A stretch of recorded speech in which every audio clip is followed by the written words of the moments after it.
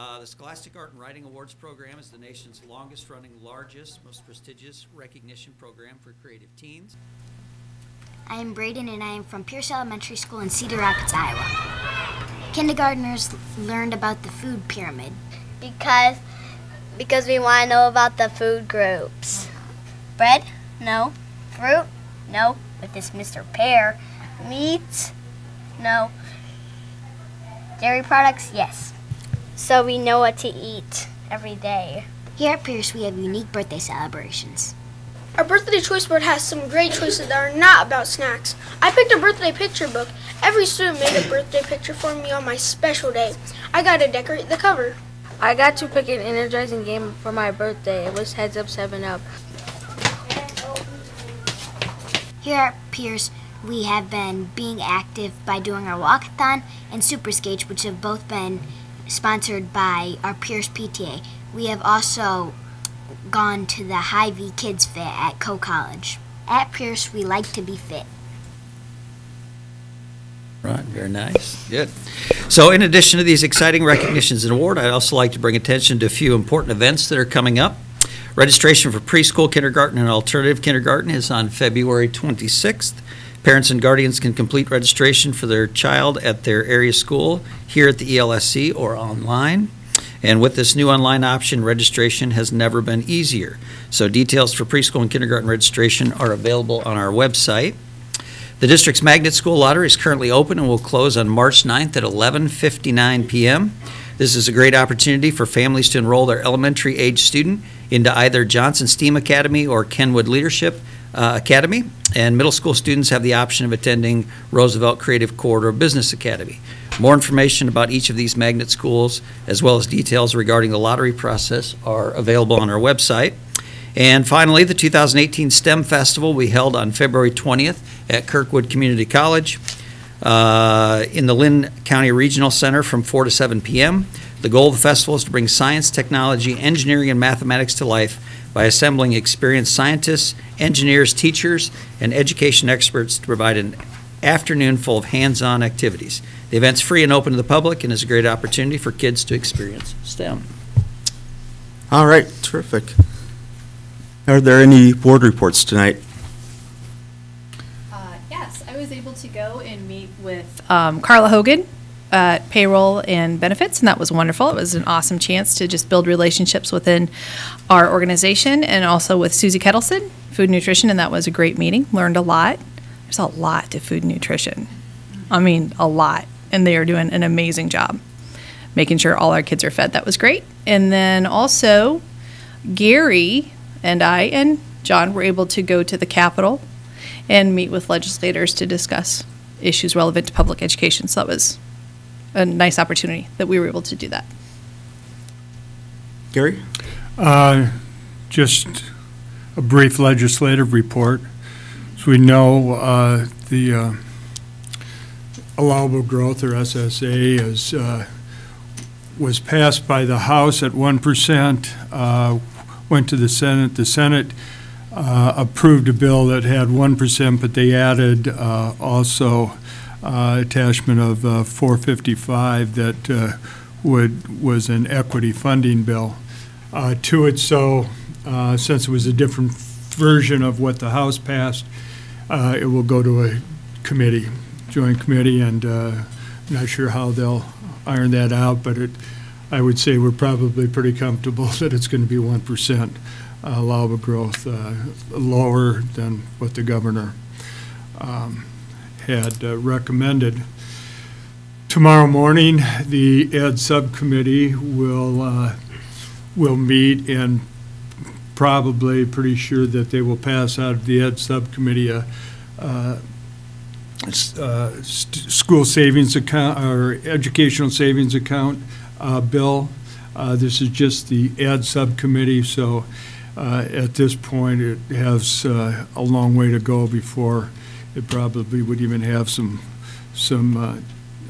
floor debate. Hopefully there will be some open hearings. If it does, I will be looking at going over and testifying, or trying to, if it moves that far. So we'll keep track of that. Right now, not a reason to panic, but certainly a reason to keep our eyes and ears open to what's happening. And that's about where we're at right now. Once it gets out of the Ed Committee, those other hearings can happen pretty fast, I understand. So I know a lot of us would be interested in doing that. We want to welcome all of the blue shirts. We want to welcome you, our staff that are in the district, so thank you. And for all the others that are here from the community as well, we want to thank you. It's very important that we all stand up for public education. We on the board volunteer our hours to help support public education, and I think that it would be great if all of us can let our legislators and the governor's office know that we stand firm to support our kids in public schools. So with that, are there any other board reports or comments? All right, seeing none, we'll move on to delegations, communications, and petitions. And with that, I'll just remind, we have two folks who have asked to speak before the board tonight.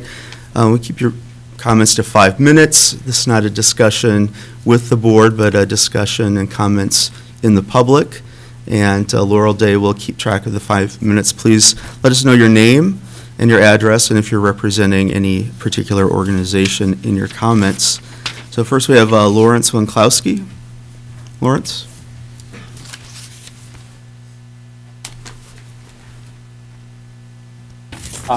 Lawrence Winklowski, 4234 Monroe Road, Northeast.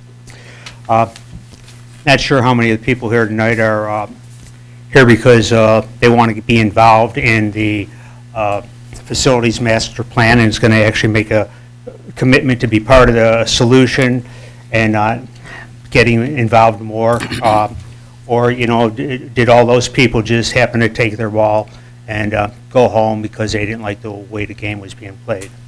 I've been honored to be part of the SIAC and Facilities Master Plan Committee, and in the future I hope to have the opportunity to serve on more district committees. I believe the reason I was picked to serve on those committees is my involvement in the district and my attendance at school board meetings for over 10 years. The Master Facilities Plan is not about a school or a section of our community. It's about the whole school district and all the families who live in it. It is good that the city will be part of the process going forward. However, there are two council members who should not be part of the process. One was on the Facilities Master Plan, but quit because he didn't like the direction of the process. He cheated the committee and community by not sharing his perspective, the type of perspective the committee needed most. And anyone who would have to use the fear of closing schools to get elected should not be in public service.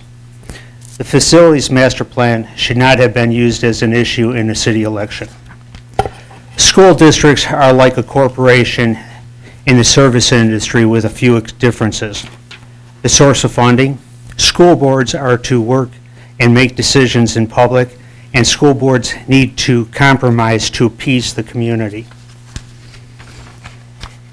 In the almost 15 years that I have lived here, this is the best administration and staff the school district has had. Unlike many of the people who previously worked here, the current staff doesn't have their minds made up before they meet with you or patronize you. They listen. They try to understand when I am not clear. They tell me why we disagree, and they make changes when we agree. They make me laugh. They make me care, and they have made me a better person. They treat me like a person and a friend. We have a leadership in this school district to make this Master Facilities Plan successful. Based on the current director districts, the community does not have equal representation on the school board. I can see the Master Facilities Plan getting derailed by vengeful areas of the community. If the Master Facilities Plan gets derailed, it will not be the fault of the leadership and staff. It will be the fault of this school board. Even though the school board does it legally, most of your decisions about issues take place before you get into board meetings. This board comes into meetings with their mind made up, and the board is unwilling to compromise to appease people's feelings and deflate tension, especially with the people who elect you. I'm tired of taking up causes and issues for people who do not want to take ownership, for people who do not believe someone will listen or do not believe change is possible. It is a waste of my time trying to persuade change to arrogant people who do not want to change. So, as I wait for a Prozac moment on June 28th at 5 o'clock, I'm going to enjoy the last few months of high school. Thank you. Thank you. Next, we have Rita McCord.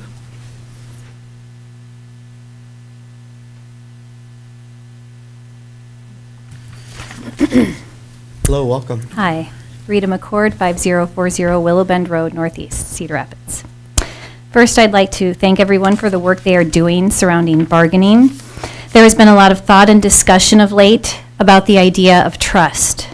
There is too much there for any one person to say on the matter, but seeking input and applying the input that has been sought in the practical support for the work we all do every day has been working toward a solid foundation of trust among the workforce. Unfortunately, the legislature has interfered with the security of our mutual trust by stripping the collective bargaining rights of over a generation of school employees. We should not let them.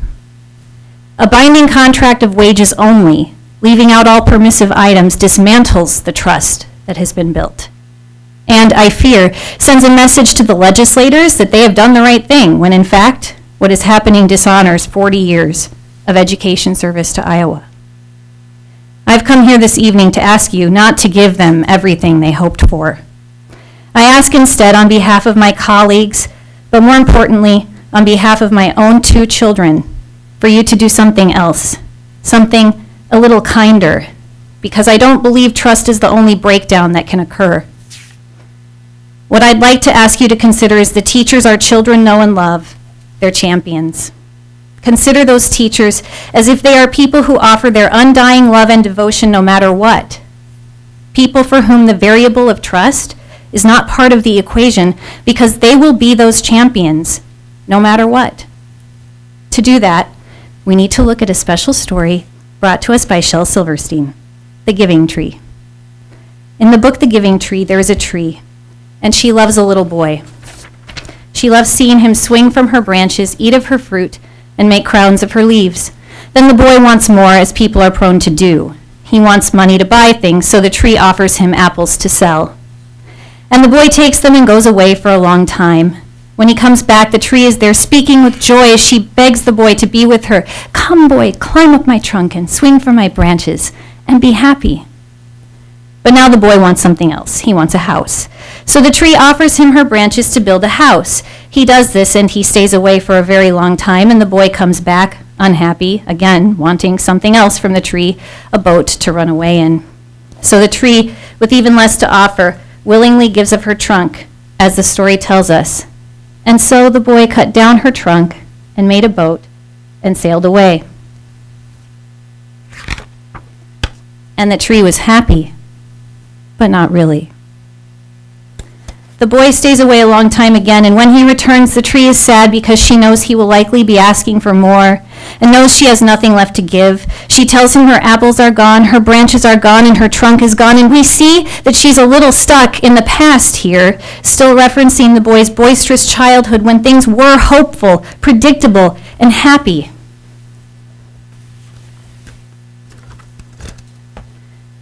My apples are gone. My teeth are too weak for apples, said the boy. My branches are gone, said the tree. You cannot swing on them. I am too old to swing on branches, said the boy. My trunk is gone, said the tree. You cannot climb. I am too tired to climb, said the boy. I am sorry, sighed the tree. I wish that I could give you something, but I have nothing left. I am just an old stump. I am sorry.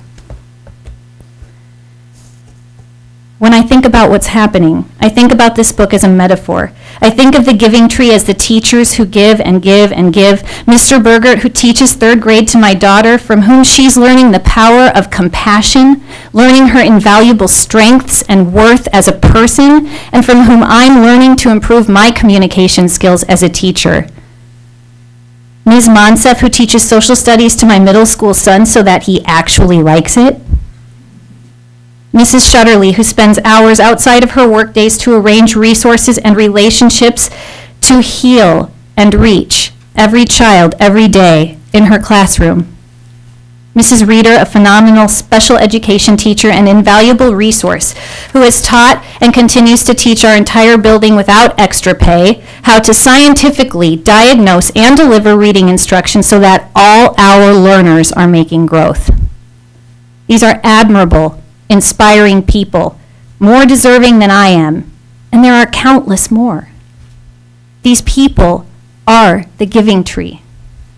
So on behalf of my children's champions, on behalf of my coworkers and friends, on behalf of all the employees of the 2nd largest employer in Cedar Rapids, the Cedar Rapids Community School District, on behalf of maintaining that strength and paying heed to the creed, the power of we, let's not skip to the end of the story. Board, I'm sorry your time is up. Thank you. Thank you for your comments. We appreciate those.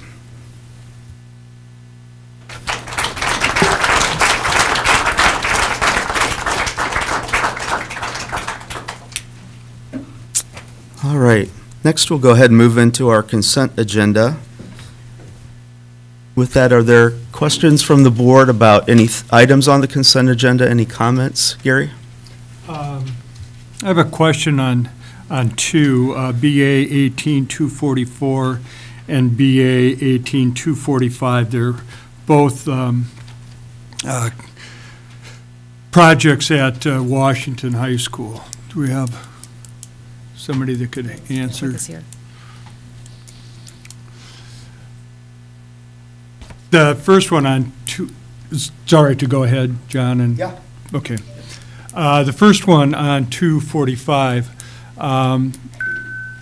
no, I'm sorry, 244, the auditorium project. From our notes, it looks like it's to do ADA improvements there. Is that both for people attending performances? Does it also include things that would be for people that would be on stage? Performances that are up on the stage are what we're doing, including both of those, or is it just focused on one area? So this project, there's two parts. It's a seating replacement, which is a PEPAL-funded project, and then an ADA project there to encompass seating for the audience, making that ADA compliant. This comes up from the Iowa Department of Education's ADA walkthrough just over a year ago. So we didn't have anything that was out of compliance for the performers itself. The stage is already an accessible stage, so it really just encompasses the seating area. Thank you. That makes sense while we're redoing the seats. The other one is the 245, resurfacing the track. My question there is that track open to facilities open to the public? Is there an open gate? What I'm looking at is I'm just wondering if the community will have access, be able to use that. I believe so. I think it's set up that way now. I don't know that for a fact, because I don't know how those facilities are used, but I believe so. Okay, that's good. I know some districts have closed their all-weather tracks or facilities off and only to school personnel. So thank you. It's a good project for the community. Any other questions or comments about anything on the consent agenda? Seeing none, is there a motion to approve the consent agenda as amended because of the personnel report? So moved. Is there a second? Second. This is a roll call vote. Director Jacobo. Aye. Director Borcherding. Aye. Director Jansen. Aye. Director Humbles. Aye. Director Anhalt. Aye. Director Meisterling. Aye. President Laverty. Aye. Next, we'll turn it over to Rod Dooley and learn a little bit about the high reliability schools in Marzano that we've been hearing so much about lately. Thank you, President Leverty, and board members. Really excited about the work that we're getting ready to engage in with high reliability schools. And let's see. So I'd like to really start it off by having this video by Dr. Buck. Over the last 2 years, we've spent time establishing our district belief statements: equity, student learning, student ownership, culture climate, innovation, and leadership. We follow that work with an identification of 5 areas of focus in our strategic plan: our story, workforce engagement, student learning, intercultural mindset, and facilities. I'm proud to announce that this winter marks the official launch of a 5-year plan to transform our school district using the High Reliability Schools Framework, or HRS. In so doing, we plan to deliver on the promise of every learner future ready. Evidence from our staff engagement survey indicates that we're currently experiencing a system in which our employees don't feel appreciated or valued, and student outcomes must be significantly improved. Although almost 80% of staff are proud to work in their buildings, only 19% of staff report that morale is high. We understand that our current system does not allow adults to do the work you want to or can do. In many instances, you're overwhelmed, frustrated, and working very hard with troubling outcomes. Regarding our students, depending on their gender, race, and socioeconomic status, in our current system, the average proficiency rates range from 28 to 65% in 3rd grade English language arts and 8th grade math, and average graduation rates range from 55 to 93%. We have to do something fundamentally different. We need to transform our system. With HRS, we will use a common language to address how we work toward every learner future ready. This framework closely aligns with our vision and creates a roadmap to support the implementation of the work. The first 3 levels of the HRS framework speak to what we must deliver on for every learner. We should ensure that they have safe environments in which to learn, curriculum that enhances their learning, and effective teachers in every classroom. These apply to our staff as well. When we describe safe environments, for instance, this applies to you. This school district must become one in which you feel safe, your perspectives are valued, and you are provided with opportunities to experience collaborative professional relationships. Levels 4 and 5 address the future-ready skills with which we aim to prepare every student. These levels offer a framework to ensure that every learner understands their passion, we have learning to support them in preparing them, and they have a plan developed for their future. You may be wondering, is this just the next new thing? In short, no. What we hope you will see is that this is the model that connects the work in which you've been engaged, acting as a connective framework that will make sense of our efforts. It will require ongoing focus on teacher collective efficacy in the form of PLCs, unpacked standards, and a shift toward instructional practices in classrooms that are different than what we've experienced in many cases in the past. I realize there have been many initiatives over the years that have brought best practice research to our district. This model brings the most important initiatives together that will drive results in a more systematic way. Our end goal doesn't change. HRS addresses the most important variables that lead to the outcome of every learner future ready. It offers clarity and also honors and organizes past work. This school-based model allows us to improve as a district, but also recognizes the differentiated needs of our schools based on where each school is on the pathway to delivering on the promise of every learner future ready.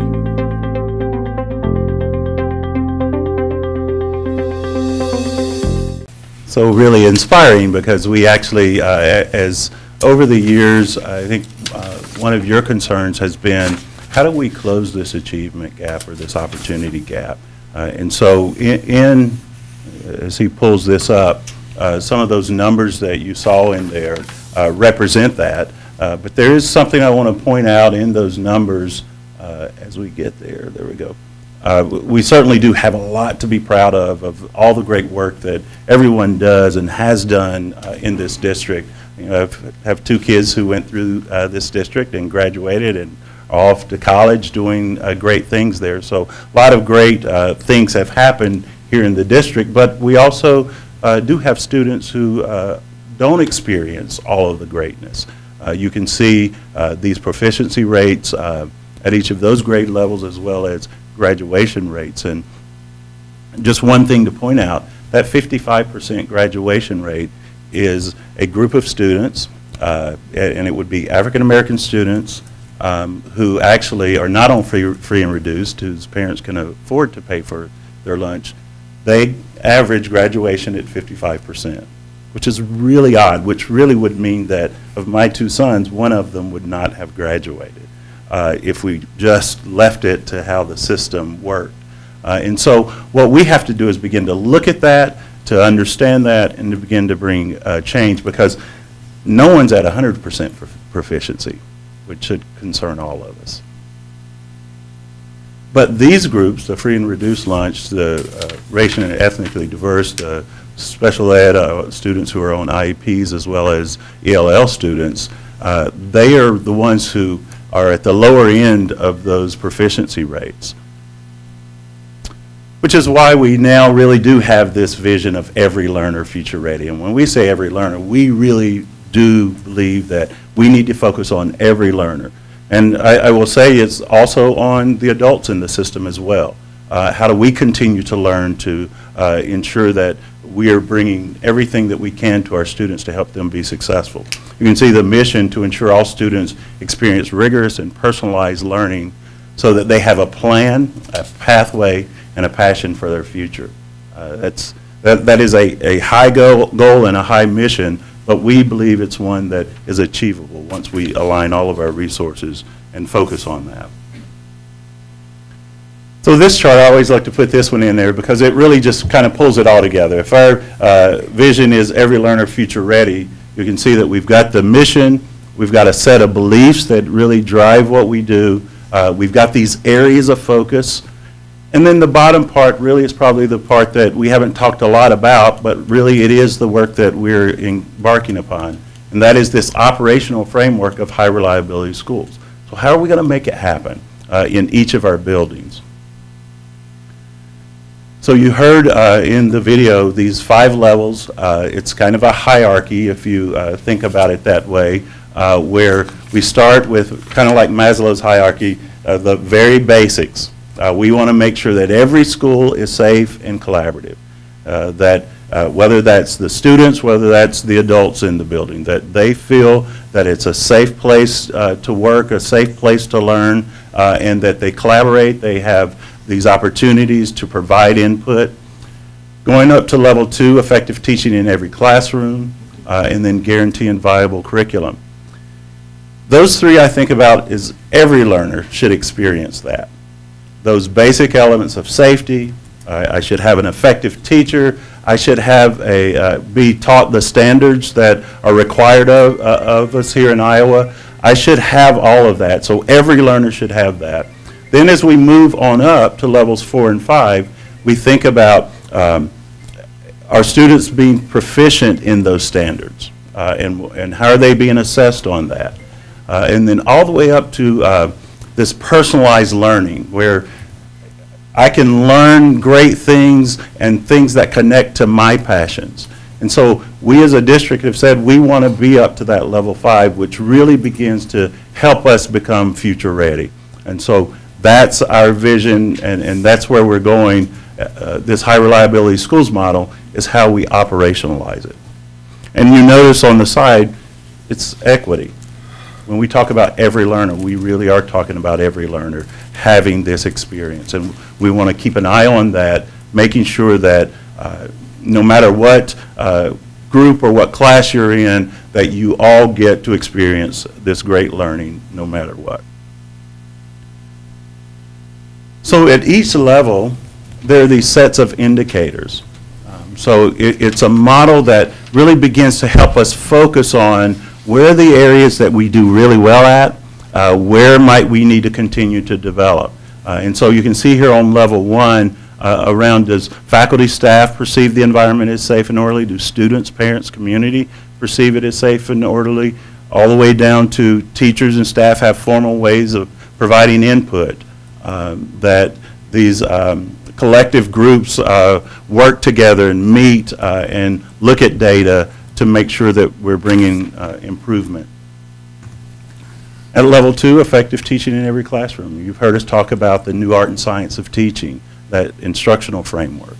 We want to make sure that everyone understands that framework, has professional learning around that, has opportunities to develop around that. And so you can see these indicators around effective teaching in every classroom. And the thought really is that teachers, as they are developing their skills and their instructional practices, that they show improvement year over year in that. If we're going to have effective teachers in every classroom, we want to see that improvement. Level 3 is about teaching the standards. So making sure that there's curriculum there that's aligned to those standards, making sure that that's being taught, but also making sure that there's time to teach it. You know, there can be a lot of standards. How do we make sure that there's enough time to get it all done in and make sure that students really are receiving the learning that they're supposed to be receiving? Level 4, the standard-based reporting. Making sure that there really are clear, measurable goals so students can understand and teachers understand. Are students proficient in each of those standards? And if not, what do I need to do to make sure I get proficient? And even if I'm proficient, how am I continuing to grow my skills and my learning? Level 5, around competency-based. Again, this aligns to, as we've learned about this, and I was at a training on the high reliability schools, there was one district that had gone so far as to, if I am a third grader and I'm reading at a 6th grade level, why am I not doing 6th grade work? Really pushing the envelope, thinking about how do we let students learn where they are and continue to grow beyond where they are.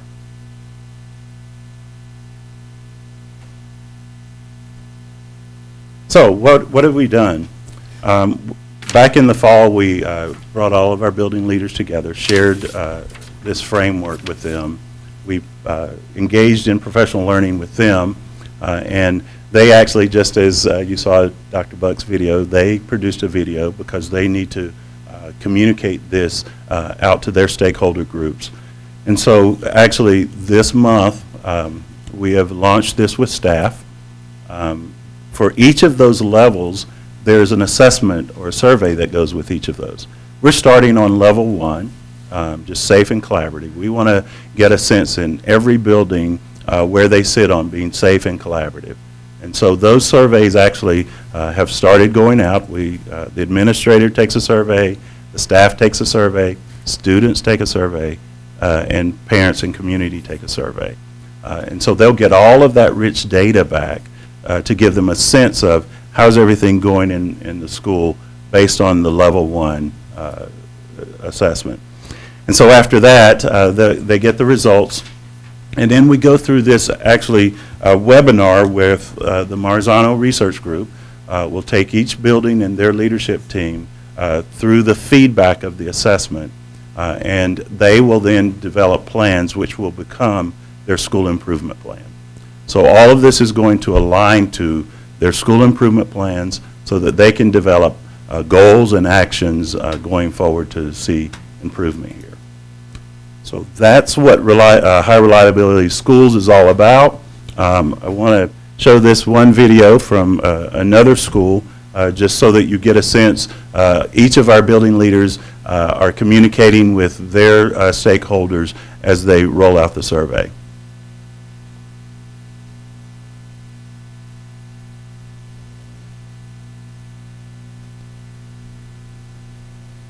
I want to provide some background in high reliability schools. High reliability schools is the framework that will help us get to every learner future ready. The district has made a 5-year commitment to the work around high reliability schools because they believe this framework will help us provide access to a quality education for all of our students. I am proud of the work we have started at Harding. We are committed to being the best at what we do, and we want Harding to be known as a school that strives to meet the needs of all learners. This framework does not replace things we have in place, like professional learning communities, coaching, celebrating student success and learning, and learner-centered assessment, but it provides a means to measure progress and priorities in this work. The High Reliability Framework is based on 40 years of educational research and identifies 5 progressive levels of performance that a school should work to attain in order to ensure high levels of learning for all students. In February, teachers, parents, and students will be asked to complete a survey. This survey will identify our strengths as a building and will provide direction to our building leadership team when we write our school improvement plan. The results of this survey will give us permission to refocus our time, attention, and resources to address the most pressing needs at Harding. Your input is vital and appreciated. I am excited to begin this journey as we work to deliver on the promises of every learner, future ready. Any questions that you might have? Nancy? I do have on the operational framework. You're going to start with level 1, safe and collaborative culture, and you're doing assessments. You're going to send out surveys. Is this all electronic?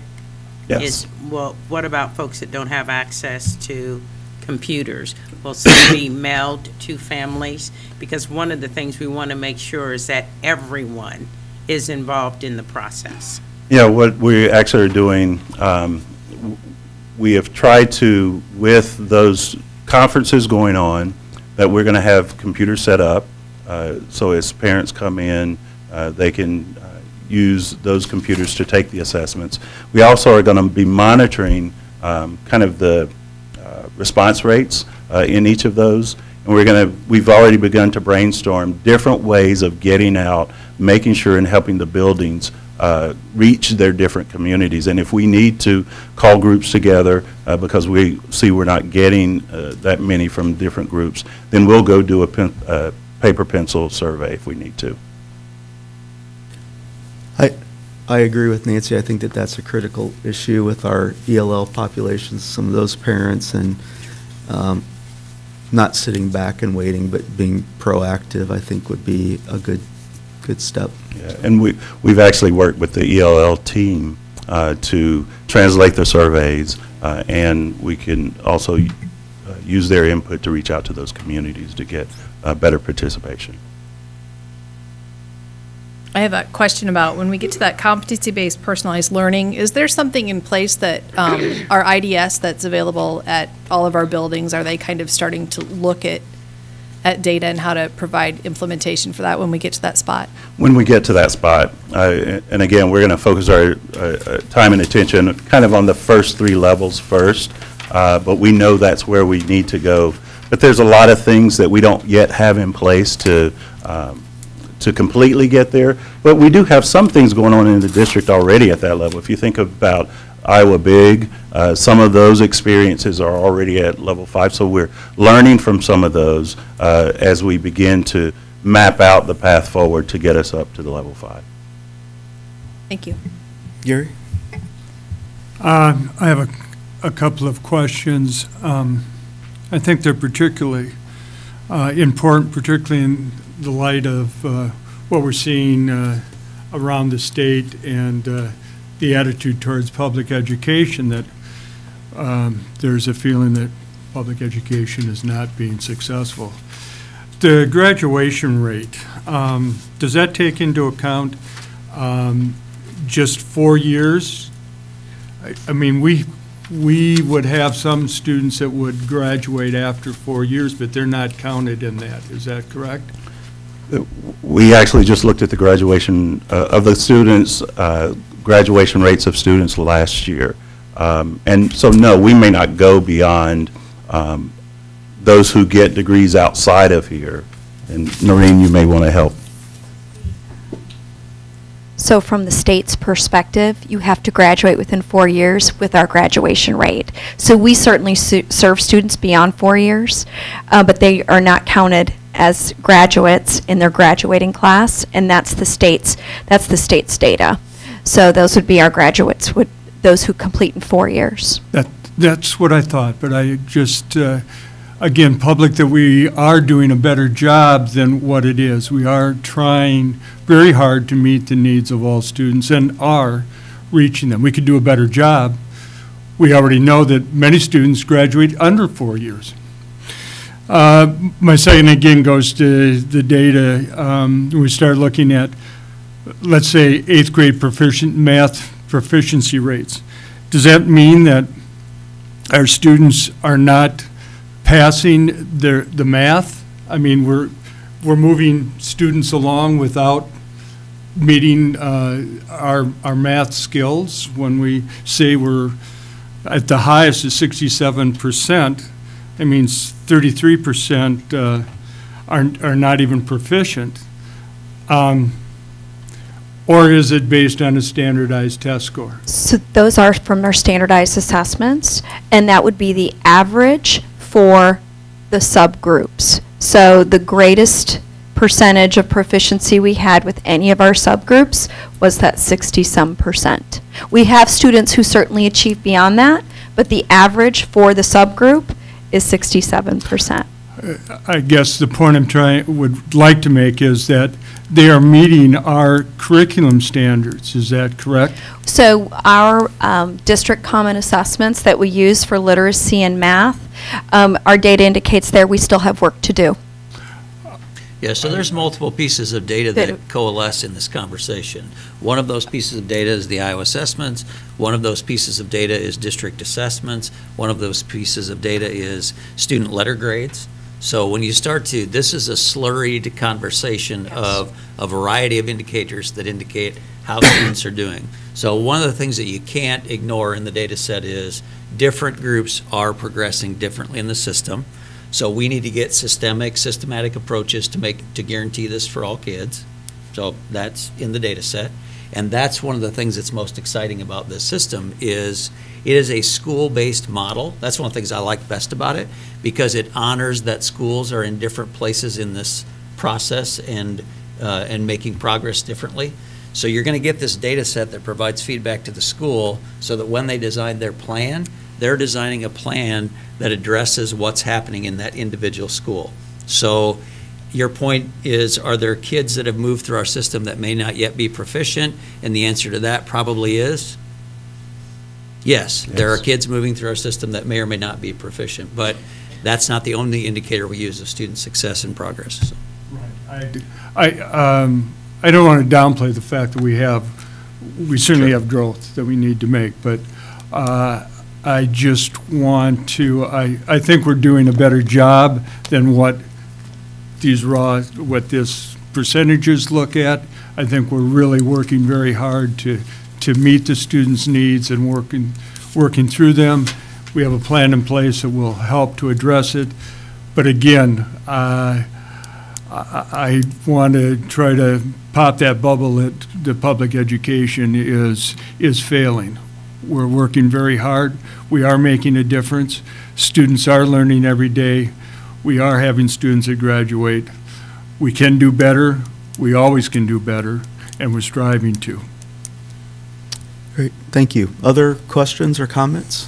I have a question. There's a lot of comment about proficiency, and I'm sure that we're also taking growth into consideration when we're using this model. Yes. Because I'm seeing a lot about proficiency, Yes. and standards, but I just want to make sure that it's also encompassing growth, because that is very important. Very important. Yes. Okay, thank you. I just want to say that, so this is year 11 on the board, and since I've been on the board, and I have some others that have been here quite a bit longer, we've been working on a path towards this, and luckily I think we found a framework that can incorporate all of these different ideas to really move this forward. And again, with all the staff in the room, I hope that you're all able to embrace this and give us honest feedback as we survey what's working, what's not working, where we can make this process better for all of us and ultimately for the kids, which is why we're here. So, and I know it's why you guys are here too. So let's work on this together and make this work. We've got 5 years. It's a long time. It sounds like it's doable, and it sounds like there's flexibility in the model. So each of the schools, parents that are in those schools and children have a say in how that school progresses through this. So thank you very much. All right. Next, the board will move into a closed session. Is that? We're going to go into the exempt meeting first, and then we'll go into our closed session after that. So the public part of the meeting is now adjourned. Thank you for being here tonight. We appreciate it. Did Rita leave?